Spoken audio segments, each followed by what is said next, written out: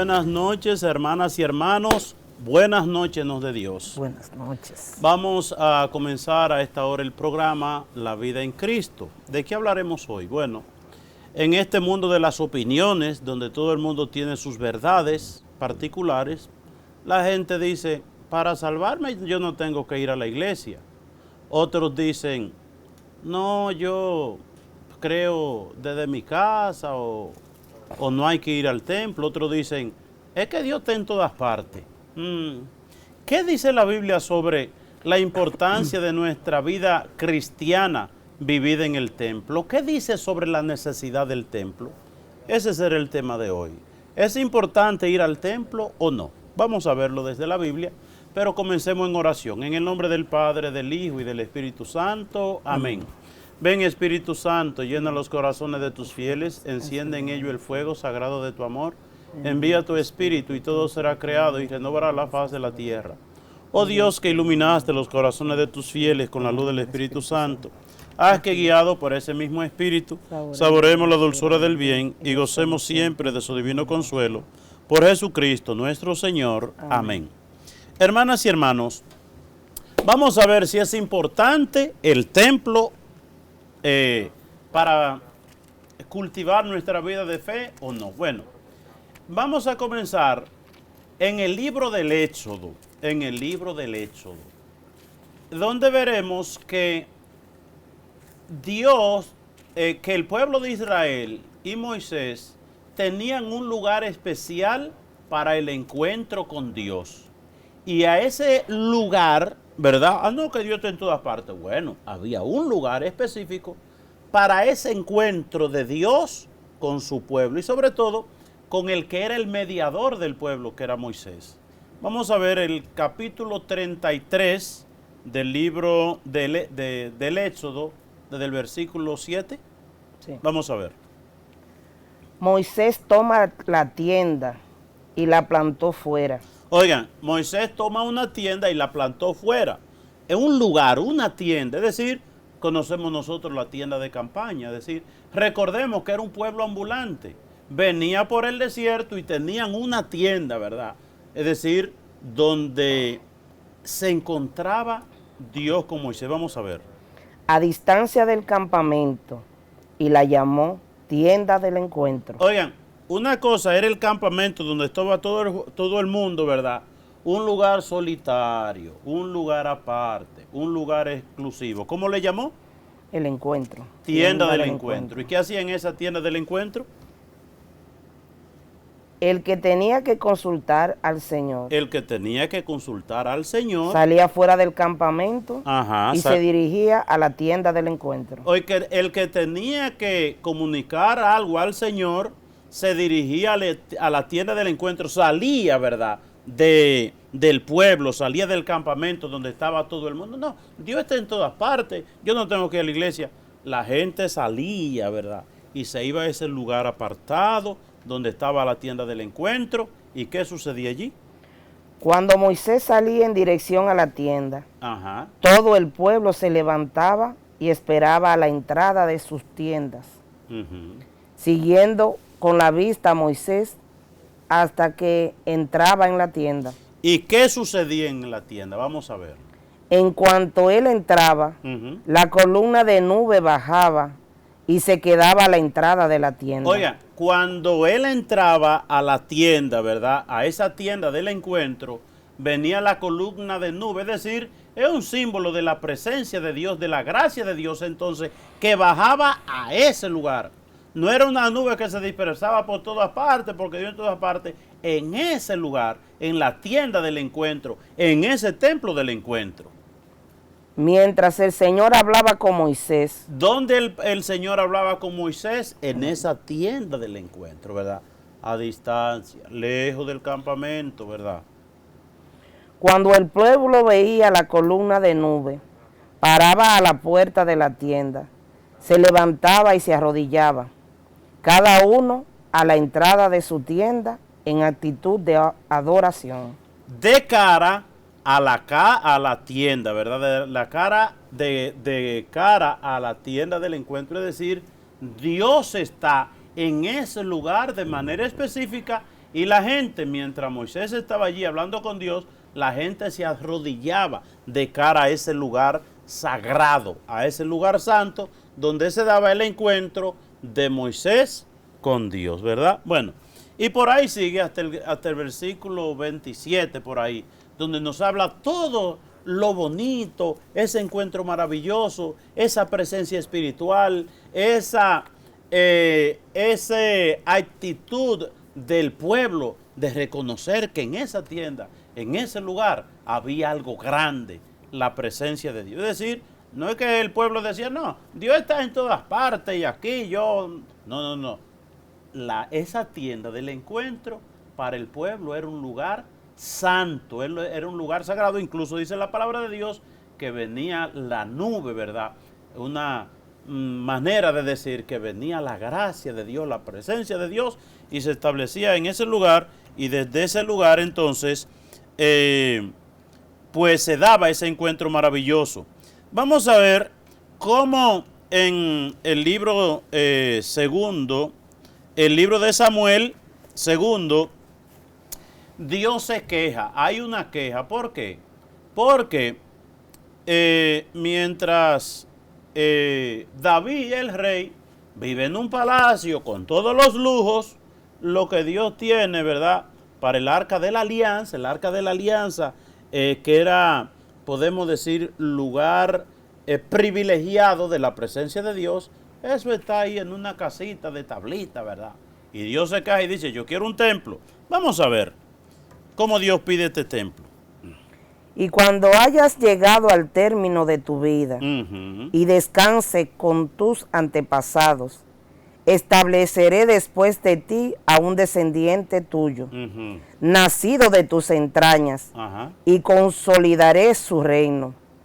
Él edificará un templo en mi honor. Él edificará un templo en mi honor. Un templo en mi honor. ¿De quién está hablando este libro? ¿De quién es que a quién es que le habla? Le está hablando a David, que tendrá un descendiente, y este descendiente construirá un templo, y desde ese templo Dios hará maravilla. Ahora, Dios se queja con David de que tú tienes un palacio y yo una casita ahí de tablita, y dice, no, pues yo te voy a hacer un templo. No, usted no me va a hacer un templo. ¿Por qué Dios no quiso que David le construyera un templo?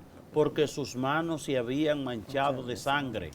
Había matado a Urías, el esposo de Betsabé, recordemos.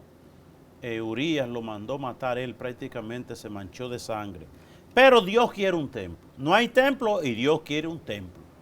Entonces, vamos a ver si este templo era importante o no era importante. Vamos a ver en Juan capítulo 2, versículo 20, para ver ese templo, el templo de Jerusalén. Miren, vamos a aclarar una cosa.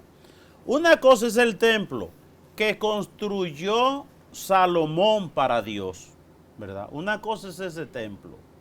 ¿Qué tiempo duró Salomón haciendo ese templo?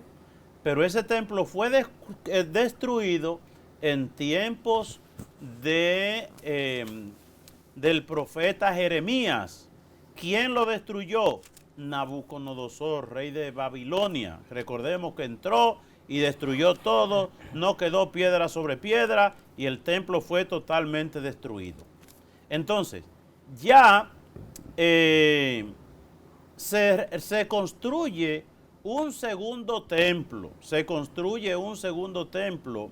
Los deportados, ¿verdad? Esa gente que vivía en Jerusalén, cuando destruyeron el templo, fueron llevados como esclavos a Babilonia. Y entonces ellos consiguen un permiso y vienen y construyen un templo, podemos decir un templo pequeño, un templo relativamente no con la majestuosidad del templo de Salomón, pero ese templo fue reconstruido. Y vean si para el pueblo de Israel era importante este templo. ¿Qué tiempo duró el pueblo de Israel en tiempo de Herodes el Grande? Herodes el Grande, quien reconstruye ese templo, ¿Y qué tiempo duró construyendo Herodes el Grande ese templo, dándole grandeza y majestuosidad? Vamos a ver. Juan 2:20. Los judíos dijeron, 46 años ha llevado la construcción de este santuario. Vamos a ver. Repítelo otra vez. ¿Cuántos años? 46 años 46 años ha llevado la construcción de este santuario. ha durado la construcción de este santuario. Ha durado 46 años. Yo le pregunto, si un pueblo, ¿verdad? Toda una nación, no estoy hablando de un grupito y una gente, una cosa ahí, una gente pegando blocito a blocito, eso eran miles de trabajadores y buscados, ¿verdad? De los lugares más estudiados, más avanzados en construcción. Porque para ese tiempo, oigan bien, en los tiempos de Jesucristo, no había otra cosa construida en el mundo con la majestuosidad y la grandilocuencia de este templo, el templo de Jerusalén. Entonces, la pregunta, vuelvo y repito, ¿qué tiempo duró el pueblo construyendo este templo? 46 años. Por la grandeza, por la majestuosidad, por la elegancia, por la belleza, porque querían hacer una cosa hermosa y bella para ellos encontrarse con Dios, ¿verdad? Si no hubiese sido importante el templo para el pueblo de Israel, ellos ahí buscan 2 o 3 yaguas, 2 o 3 hojas de cana, ¿verdad?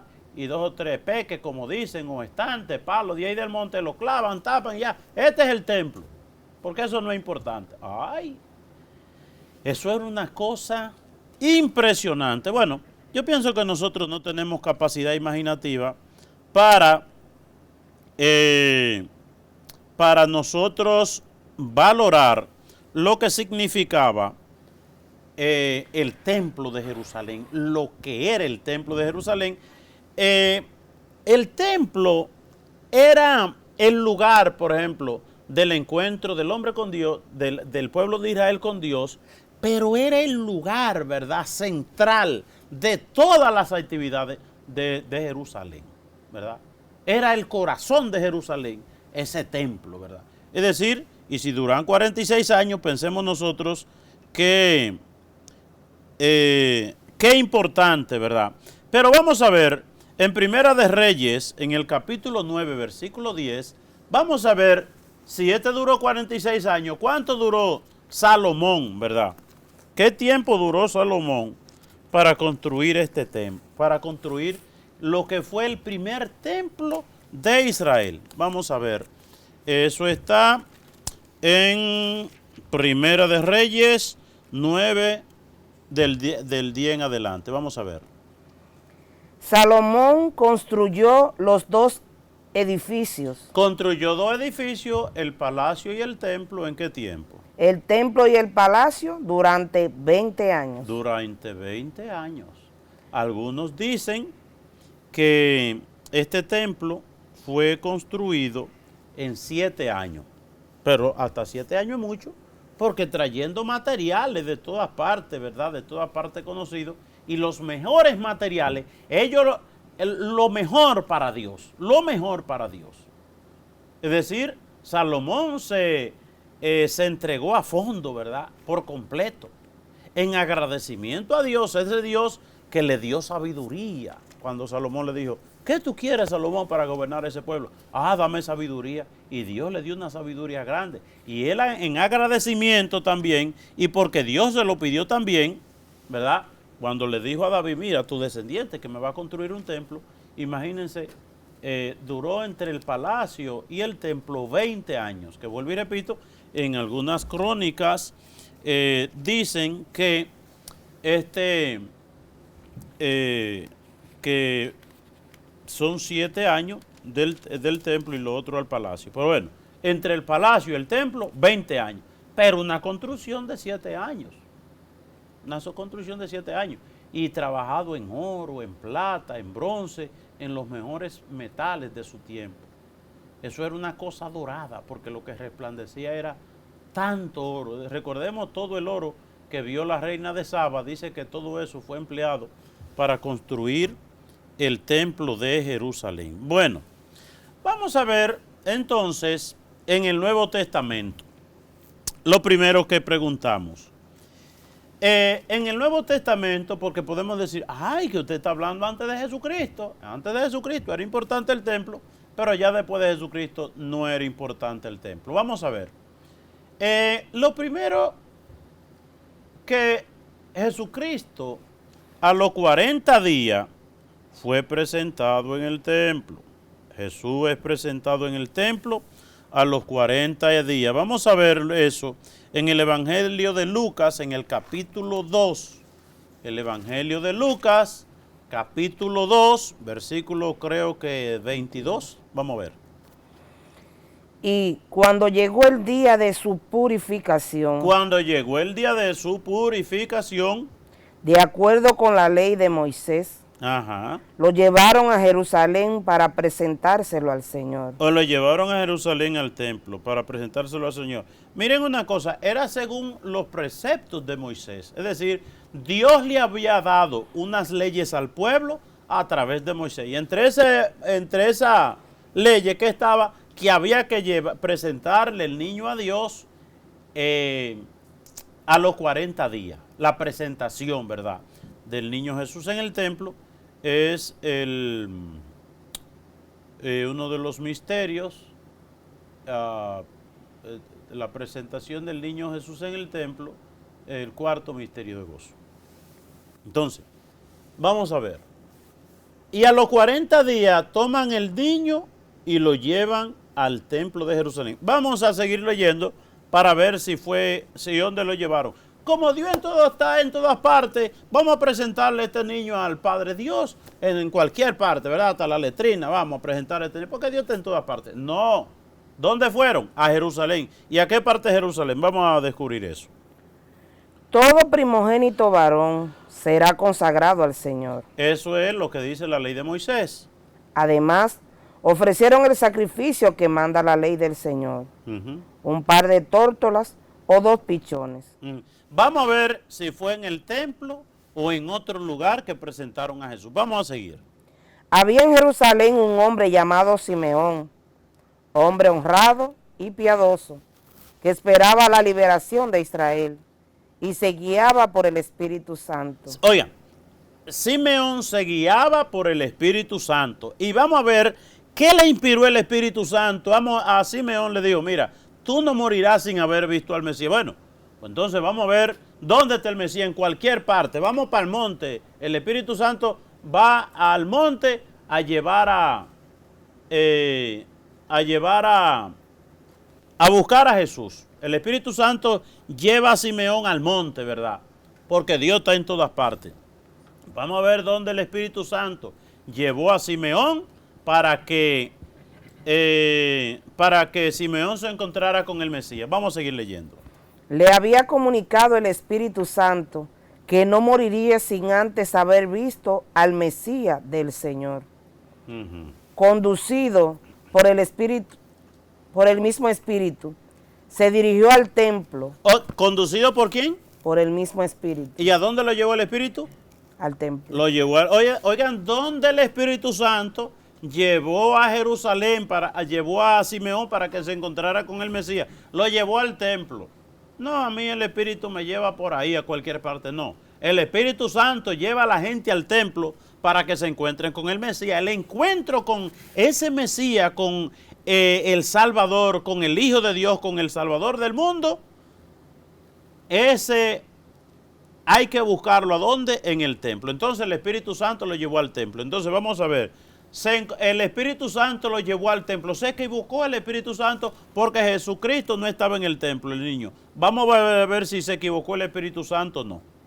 Cuando los padres introducían al niño, cuando los padres introducían a Jesús en el templo, para cumplir con el mandamiento de la ley. Cuando iban entrando con el niño al templo para cumplir con ese mandato de Dios, Simeón lo tomó en brazos y bendijo a Dios diciendo. Simeón lo tomó en brazos y bendijo a Dios diciendo. Ahora, Señor, según tu palabra, puedes dejar que tu siervo muera en paz. ¿Por qué? Porque mis ojos han visto a tu salvación. ¿Y dónde Simeón vio el Salvador? lo vio en el templo. No fue por ahí que el Dios está en todas partes, que yo no tengo que ir a la iglesia, que para salvarse no hay que ir a la iglesia. Todo ese disparate que la gente repite como papagayo, ¿verdad? Es importante ir a la iglesia. ¿Con qué se encontró Simeón en el templo? Con Jesucristo. No, Simeón se fue para una cantina, para allá a beber romo y allá se iba a encontrar porque Dios está en todas partes. O se fue para una banca a jugar números para el encuentro. No. Se fue para el templo. El Espíritu Santo lo llevó en el templo y allí se encontró con Jesucristo. Por tanto, mis queridos hermanos, es importante el templo, sí o no, pero no nos quedemos ahí. Porque a Jesucristo, oigan bien, bueno, Jesucristo a los 40 días fue que lo llevaron. ¿Qué sabía Jesucristo por dónde lo llevaron? Eso fue sus padres, ¿verdad? Que lo llevaron pero para Jesucristo no era importante el templo. Vamos a ver si era importante el templo para Jesucristo, sí o no. Vamos a ver en Lucas, en el mismo capítulo 2, versículo... ¿Desde dónde lo vamos a leer? ¿Desde el 40 por ahí o antes? Vamos a ver. 40.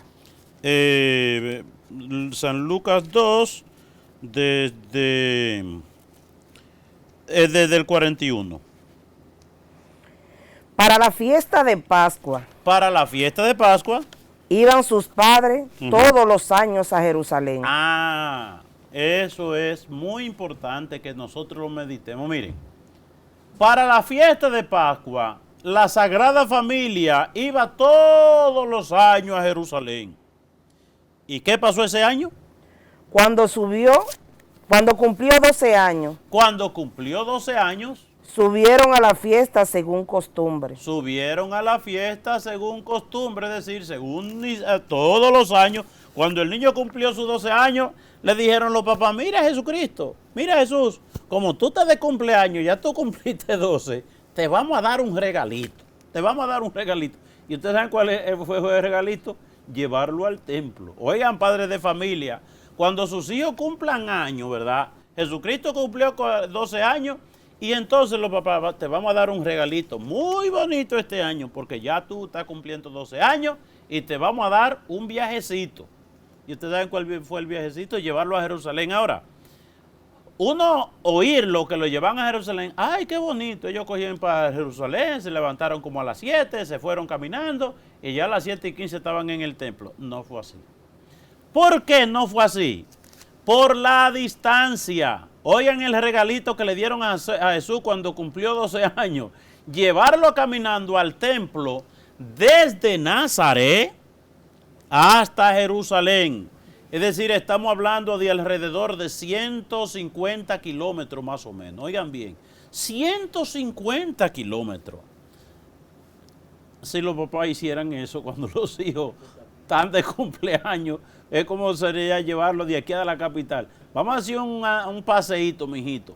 Vamos a la iglesia primada de América, ya, la zona colonial. Te vamos a llevar a pie 150 kilómetros. Bueno, subieron a Jerusalén. Vamos a terminar la idea. Subieron a la fiesta según costumbre. Subieron a la fiesta según costumbre. Es decir, miremos una cosa. Jesús, José y María subieron al templo. Subieron al templo. Entonces, ¿quién era José? Dice la palabra de Dios en el Evangelio de San Mateo, que José era un hombre justo. Cuando la Biblia dice que José era un hombre justo, ¿qué quiere decir?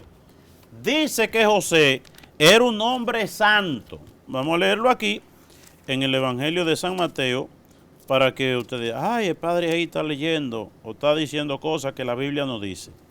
José era un hombre santo, lo dice la Biblia. ¿Por qué? Cuando la Biblia dice que una persona es justa, quiere decir que es santo. Entonces, en el Evangelio de San Mateo, en el capítulo 2, en el capítulo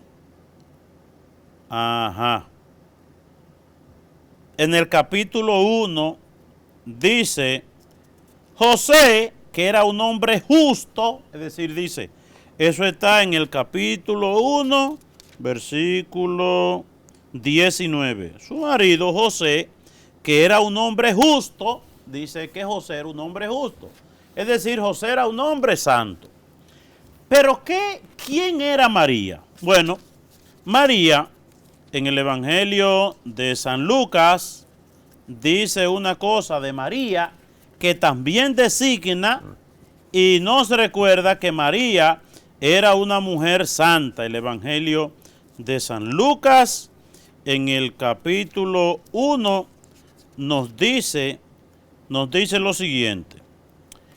Dice que un ángel, que el sexto me envió Dios a un ángel Gabriel, a una ciudad llamada Nazaret, a una virgen desposada con un hombre llamado José, del estirpe de David, y el nombre de la virgen era María.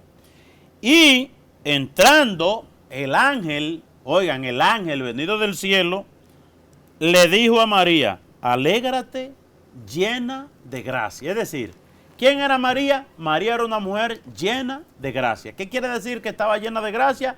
Que en ella no había pecado. Si dice la Biblia que María era llena de gracia, significa que en ella no había pecado. Entonces, dice San Mateo que José era un hombre justo, es decir, santo. María era llena de gracia, era una mujer santa. Y Jesús, el Mesías, el Hijo de Dios, el Salvador del mundo, oigan, es decir, estamos hablando de ¿qué?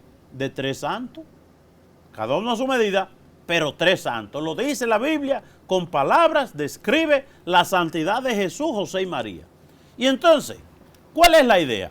Que si José, Jesús y María, siendo tres santos, caminan más de 150 kilómetros para ir al templo, tres santos, yo que soy más bueno que ellos, yo soy más santo, yo soy más puro y yo no tengo que ir al templo, yo no tengo que ir a la iglesia. No, porque yo soy más bueno que ellos. Esos son ellos que son pecadores, pero yo que soy tan bueno, señores.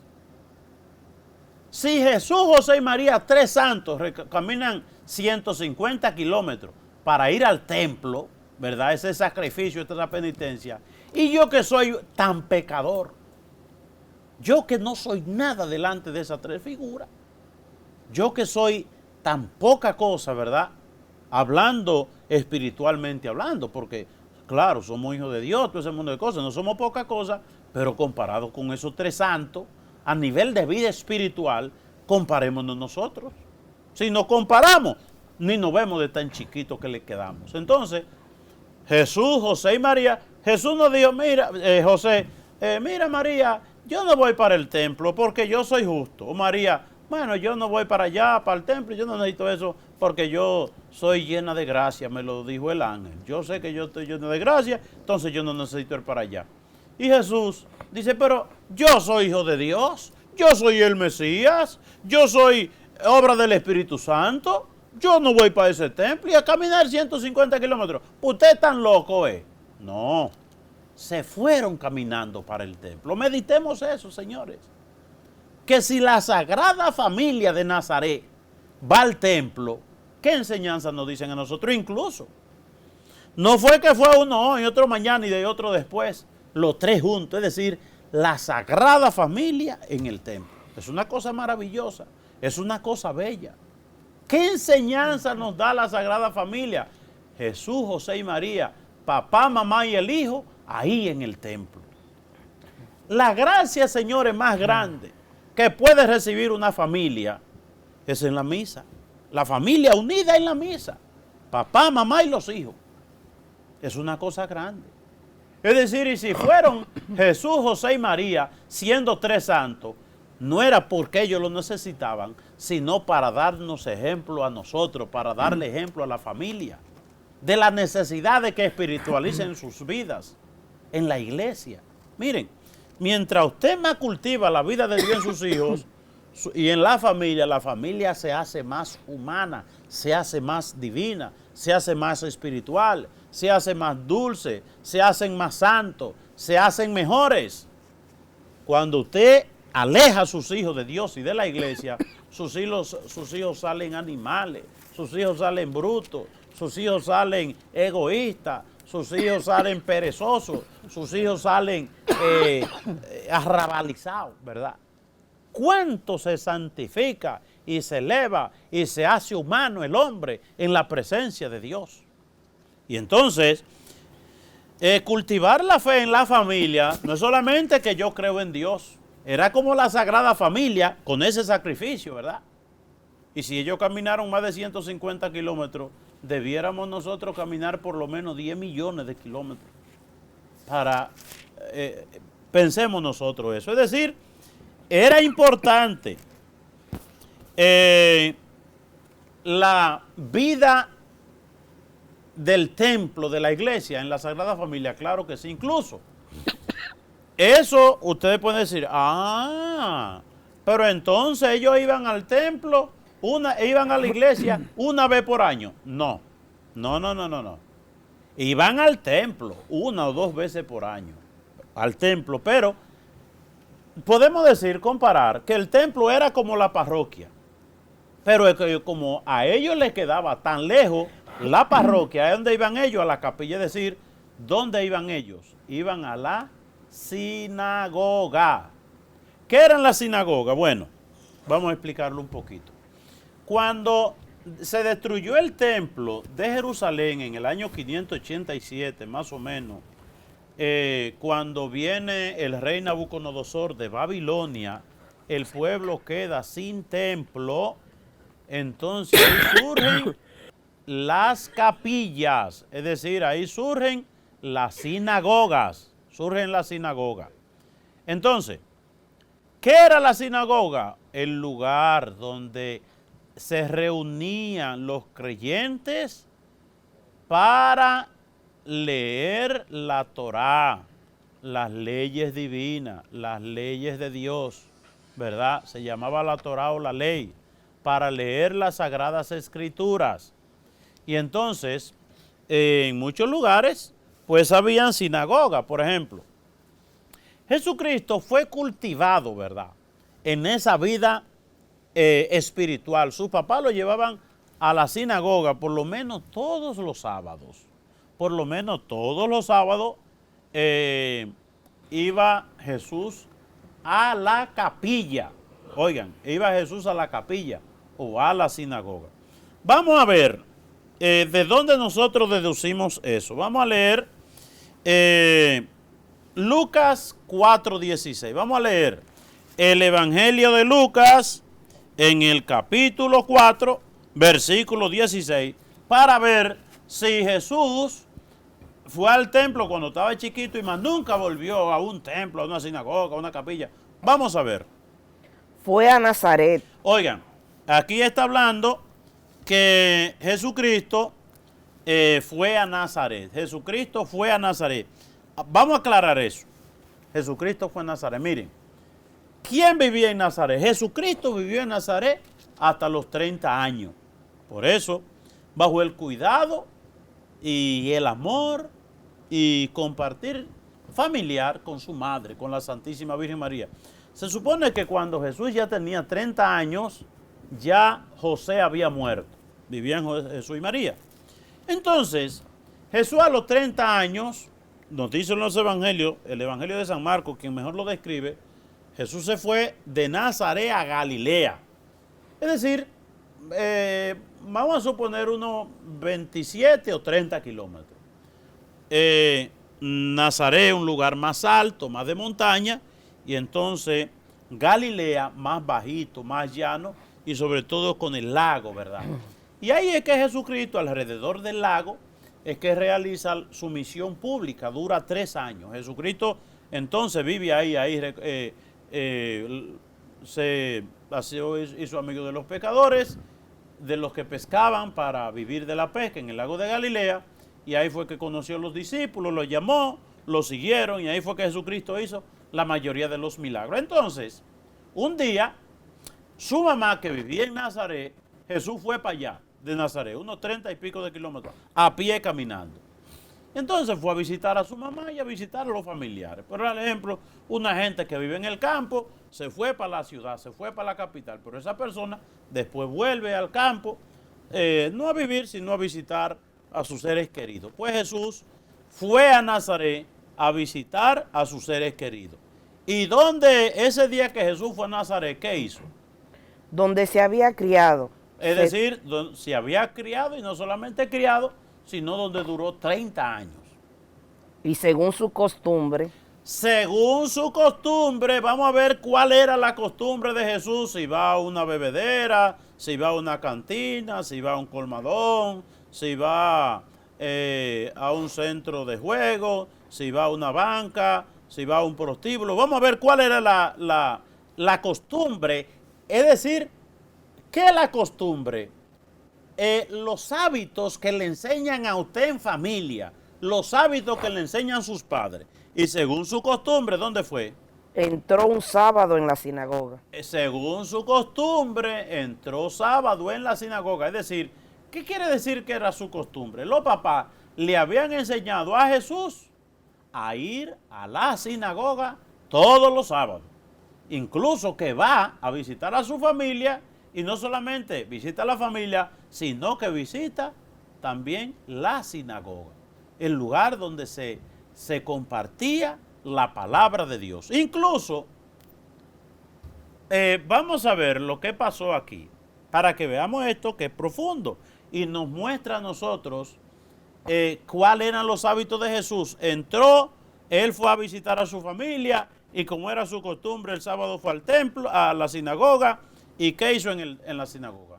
Se puso en pie para hacer la escritura. Se puso, es decir, aquí descubrimos otro elemento. Como era su costumbre, fue a la sinagoga y se puso de pie para hacer la lectura. ¿Qué quiere decir eso? Oigan bien, que Jesús era lector en la sinagoga. Es decir, le dieron el rollo para que leyera. ¿Por qué?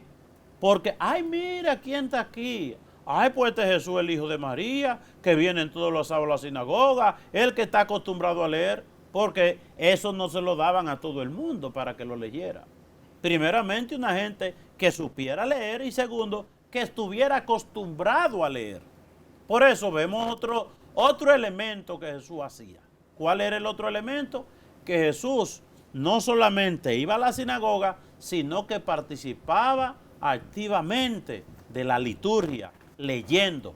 Por eso qué bueno los papás que ponen a sus hijos a leer en la iglesia o a participar en alguna actividad, o que lo ponen en la pastoral juvenil. No solamente ir a sentarse en un banco, sino participar de manera activa. Pues vemos a Jesús, que Jesús recibió esa costumbre. Qué bonito los papás que acostumbran a sus hijos a ir a la iglesia.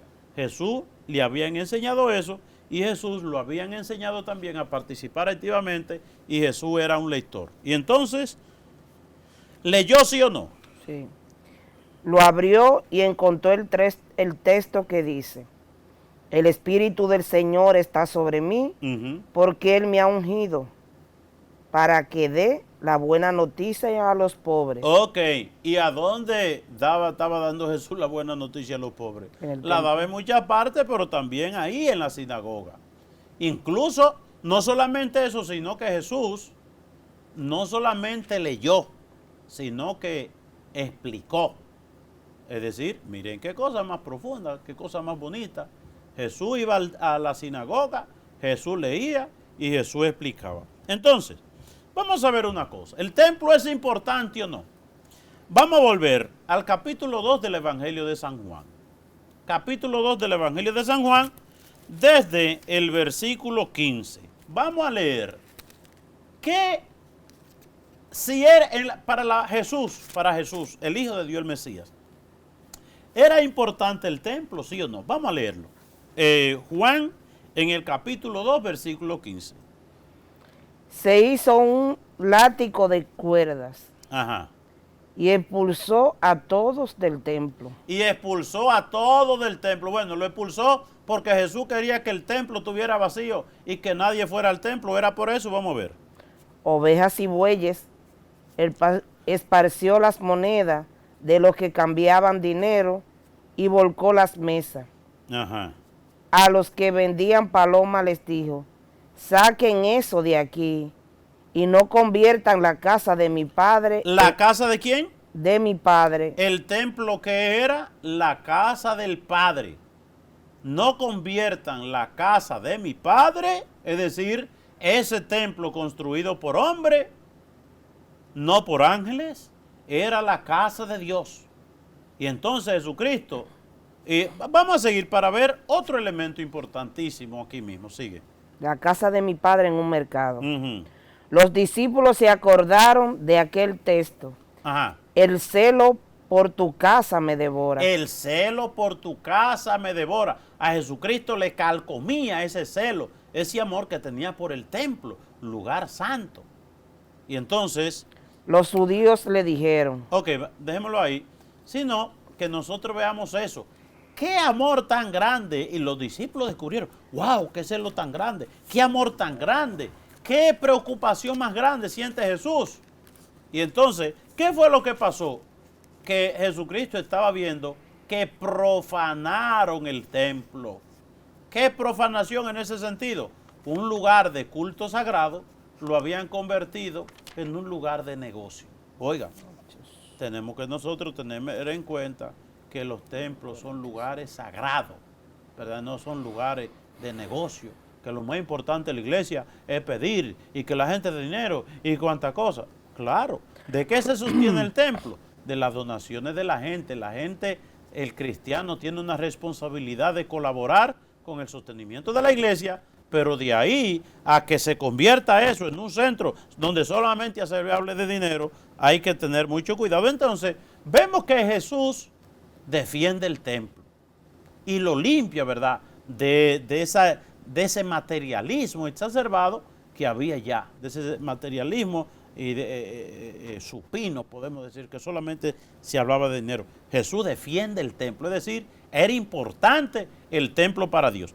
Pero vamos a ver, y los discípulos, entonces, eso era Jesús y todas esas cosas, pero para los discípulos el templo no era importante. Sí.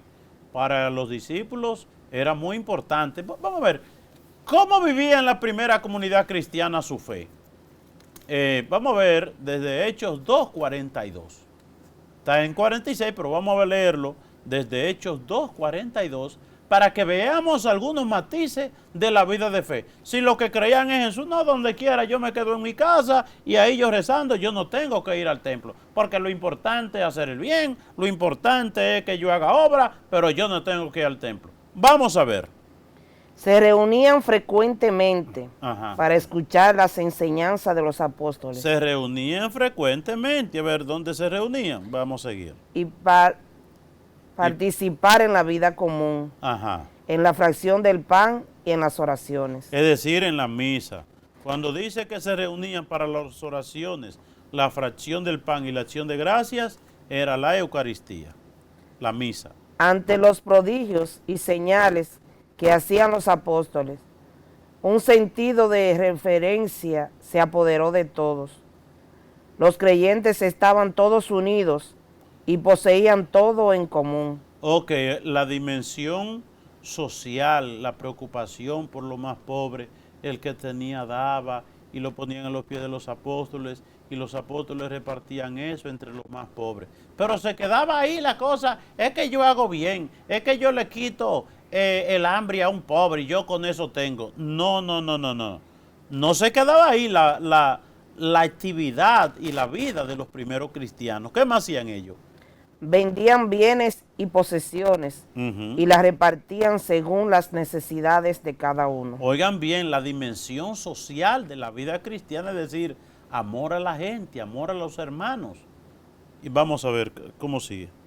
Diarios acudían fielmente, íntimamente unidos al templo. Vamos a leer eso otra vez.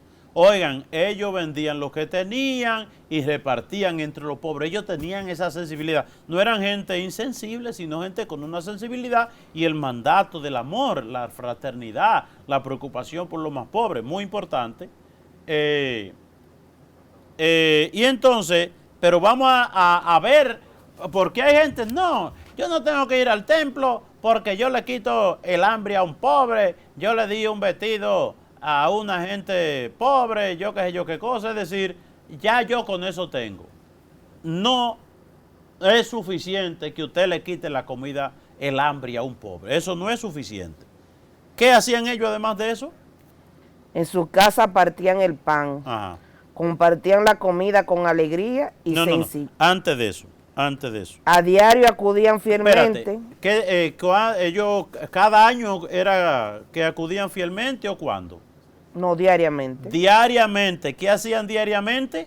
Que iban fielmente unidos al templo. Iban unidos al templo, diariamente. Diariamente iban al templo. No era a veces, ni siquiera los domingos, ¿verdad? Teniendo en cuenta la importancia de la misa dominical. Pero ello era tan importante el templo y reunirse en el templo que era diario que iban al templo. Dice la Biblia, ¿verdad? Era importante eso. Entonces, vamos a ver también en el capítulo 3 de los Hechos de los Apóstoles. En el capítulo 3 de los Hechos de los Apóstoles, Pedro y Pablo, Juan y Pedro y Juan, ¿verdad? Juan, el discípulo más amado, Pedro, tú eres Pedro, sobre ti edificaré mi iglesia. Eran gente muy grande y muy importante. Ellos no necesitaban ir al templo. No iban al templo los apóstoles, vamos a ver. Pedro y Juan subían al templo. Pedro y Juan subían al templo. Subían al templo. Ok, perfecto. Vamos a ver. Para la oración de media tarde. A la hora de nona, la oración de media tarde. Bien, dejémoslo ahí. Entonces vamos a ver. Mucha gente dice que se llegará un tiempo, se llegará un día, donde adoremos a Dios en espíritu y en verdad. Y muchos se pegan de esto para decir que no es importante ir al templo, porque un día, como dijo Jesucristo en la Samaritana, es que se llegará un tiempo donde se adore a Dios en espíritu y en verdad. No será ni en Jerusalén ni en Samaria. Lo dice Jesucristo a propósito del debate que había entre samaritanos que tenían el templo en el monte Gerizim y los judíos que tenían el templo en Jerusalén.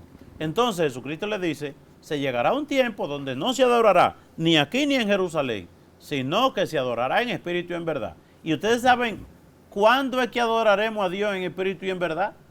Cuando partamos de este mundo, cuando nos muramos.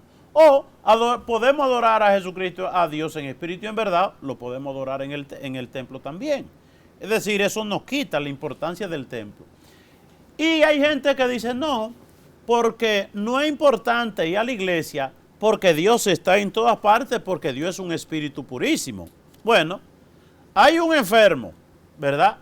Y ese enfermo tiene insuficiencia respiratoria.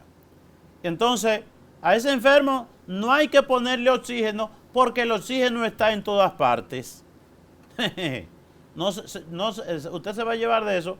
El oxígeno está por todas partes. Usted solamente respira y ahí está el oxígeno. Pero ese necesita un tanque de oxígeno, donde está de manera especial concentrada ese oxígeno que necesita ese enfermo para poder salvarse o si no se muere. Bueno, Dios está en todas partes, claro, pero Dios está de manera especial en los templos. Jesucristo dijo, yo me quedaré con ustedes todos los días hasta el fin del mundo. Y se quedó en la Eucaristía para ser comido, ¿verdad? Mi carne es verdadera comida y mi sangre verdadera bebida, pero allí está también en los templos la presencia de Jesucristo en la Eucaristía. De manera especial, ahí está Jesucristo con su cuerpo, con su sangre, con su alma, con su de todo y con su divinidad. Oigan bien, Jesucristo pleno está en la Eucaristía y está en un templo. Y está en un templo para ser adorado. Por tanto, mis queridos hermanos, el diablo es astuto. Y el diablo te hace creer que tú tienes la verdad. ¿Verdad? Esa independencia, que yo hago lo que quiera, que yo estoy en todas partes, que yo no necesito ir al templo.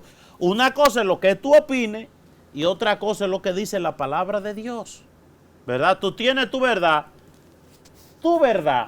pero la verdad está aquí. Es decir, esa verdad que tú tienes de que no tienes que ir a la iglesia, ¿te salva? No. te salva la verdad que hay aquí. Y ahora el ser humano, que es un animal de costumbre, mucha gente se acostumbró a no ir a la iglesia. Y se acostumbró a quedarse en su casa con un telefonito o con la televisión al frente y ahí con una sábana y un aire acondicionado, ahí está viendo la misa. Yo no voy a la iglesia, pero yo veo la misa por televisión. No. Si no hay otra manera u otro medio, si lo que hay la misa en televisión, eso sí es suficiente, por ejemplo, cuando se cerran las iglesias y todo. Pero si las iglesias están abiertas, si hay medios para ir a la iglesia, tenemos la obligación cristiana. Es decir, el cristiano tiene deberes y obligación para cumplir con Dios y con la iglesia. No es que yo creo, dice la gallina. Y no cree nada, ¿verdad? Por eso, mis queridos hermanos, la palabra de Dios nos habla de la importancia de ir a la iglesia, de la importancia de ir al templo, de la importancia de la vida de fe, la importancia de la vida comunitaria. Eso que sí, yo le quito el hambre a un pobre, yo soy buenísimo, yo hago muchas cosas buenas. Mejor que los primeros cristianos no era usted, que todo lo que tenían lo repartían. Pero además de repartir, iban al templo, a la iglesia, ¿verdad? Por eso, el diablo es astuto y mete en nosotros esas ideas y creemos que tenemos la verdad y creemos que descubrimos la agua tibia. Abramos la palabra de Dios y alimentémonos de ella, que ella es alimento de vida eterna. Bien, hermanas y hermanos, ahí se llegamos al final del programa.